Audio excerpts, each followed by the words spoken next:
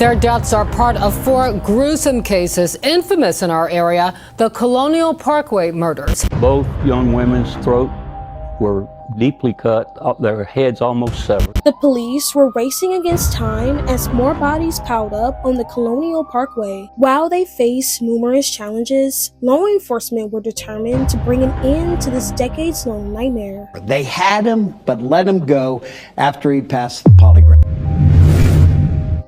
The state of Virginia had been encompassed by a cloud of fear and uncertainty as more murders occurred on the Colonial Parkway. The scenic route, that's 22 miles long and known for its historical significance, became a haunting backdrop for a series of brutal homicides. Between 1986 and 1989, at least 8 young individuals met their untimely deaths under eerily similar circumstances. These victims were often couples targeted when they sought the tranquility of the parkway for a romantic evening. Their cars were found abandoned and their bodies showed signs of a violent death, often involving stabbing or strangulation. The killer's ability to evade capture only heightened the community's anxiety. On October 12, 1986, a passerby noticed an abandoned car near the Cheatham Annex Overlook on the Colonial Parkway. The vehicle, a white 1980 Honda Civic, was oddly positioned, its nose pointed towards the York River. As the passerby approached the car, a horrifying sight awaited. The victims were identified as 27-year-old Kathleen Thomas and 21-year-old Rebecca Dowski. Kathleen was a graduate of the United States Naval Academy, and Becky was a senior at the College of William and Mary. The 2 women had been dating for several months. The investigation revealed that Kathy and Becky had been brutally murdered. Their throats were slashed so deeply that they were nearly decapitated. The killer had attempted to set the car on fire, presumably to destroy evidence, but the fire failed to ignite properly.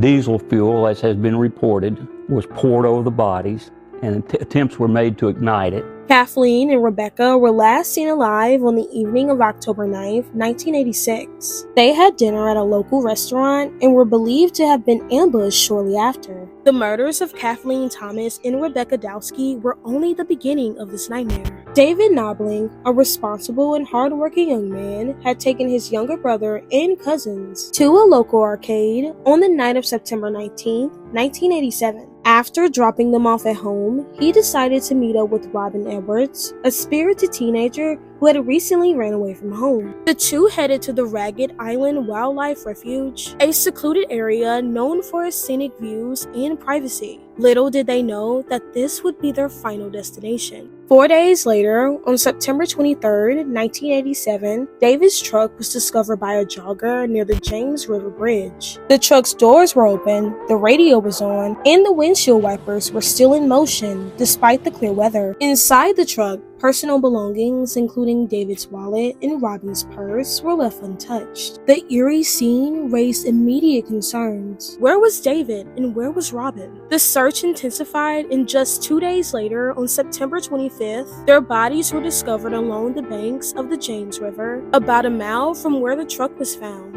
If you dwell on it too much, it's a burning anger. But yet at the same time, you have no direction for the anger.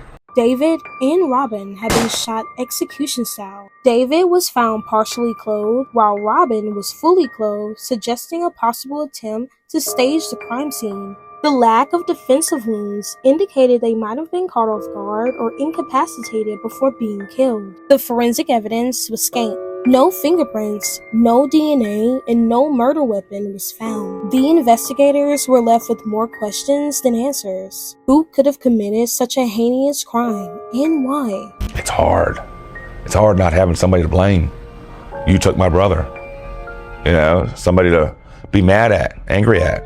The next unfortunate victim was 25-year-old Brian Pettinger, a young man who was a heavy equipment operator. He was last seen on December 4th, 1987 at the Hampton Ballroom Dance Studio. Brian was then reported missing by his wife 2 days later, after she discovered his vehicle in the parking lot of the Newmarket North Mall. A search was initiated by the police, and despite their best efforts, he couldn't be located. Then, 2 months later, on February 3rd, 1988, some fishermen found Brian's remains floating in the marshy area of the James River. His wrists and ankles were tied, and a rope was around his neck, leading investigators to believe he was hogtied. The autopsy revealed that Brian had several blunt force blows to the head. But that wasn't the most shocking part. Brian was still alive when he was thrown into the river, and because he couldn't swim, he drowned.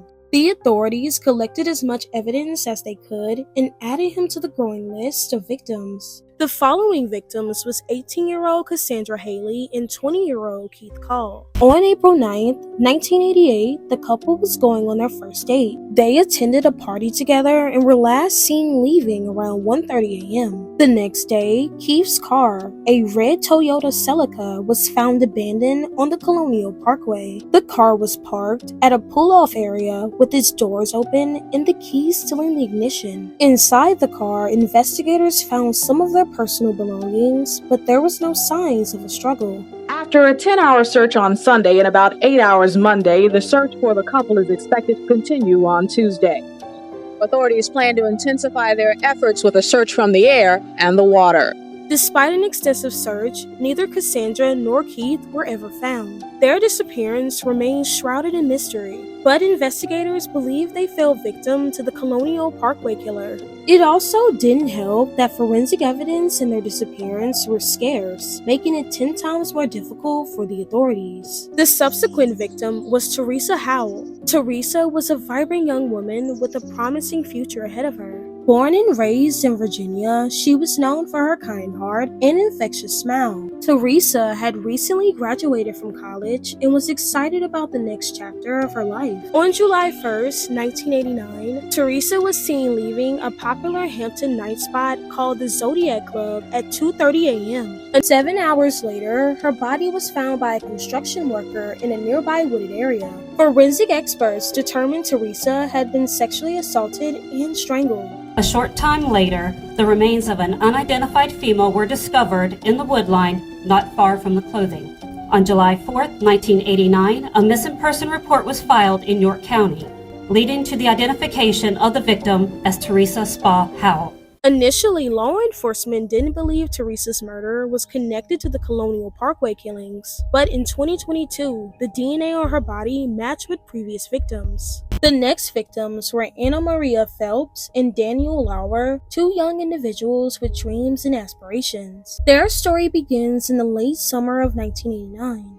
Anna Maria, who recently turned 18, was a very bright and ambitious woman with dreams of becoming a teacher. Daniel, who was 21, was her boyfriend's brother and was described as a kind-hearted and hard-working man who recently moved to Virginia. On the evening of September 5, 1989, Anna Marie and Daniel set out on a trip from Amelia County to Virginia Beach. Daniel was driving his gold 1972 Chevy Nova, and Anna Maria accompanied him to retrieve her boyfriend's belongings. The journey was supposed to be a straightforward drive along Interstate 64, but they never reached their destination. The following day, Daniel's car was discovered abandoned at a rest area off Interstate 64 near New Kent County. The vehicle was unlocked and the keys were missing. In the car, they found personal items belonging to both Anna Maria and Daniel, but there was no sign of the victims.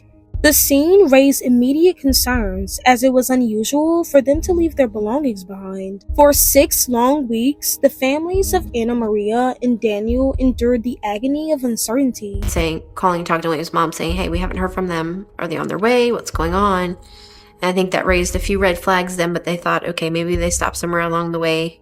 Then on October 19, 1989, their worst fears were confirmed. 2 hunters stumbled upon the skeletal remains of Anna Maria and Daniel in a wooded area near the rest stop where the car had been found. The bodies were partially covered with a blanket, and it was evident that they had been murdered. However, the exact cause of death could not be determined due to the advanced state of decomposition. There are other possible victims like Mike Margaret, Donna Hall, Mary Harding, Lori Powell, Julianne Williams, and Laura Winans, who all died in a similar way and had the Colonial Parkway killer's MO. However, this killer's reign of terror eventually came to an end when investigators discovered a crucial piece of evidence in an unexpected place. During a routine audit of cold case files in 2018, a detective stumbled upon a series of overlooked fingerprints from one of the Colonial Parkway crime scenes. These prints had been improperly cataloged and thus never ran through modern databases. When the prints were ran through the FBI system, they matched those of Alan Wilmer,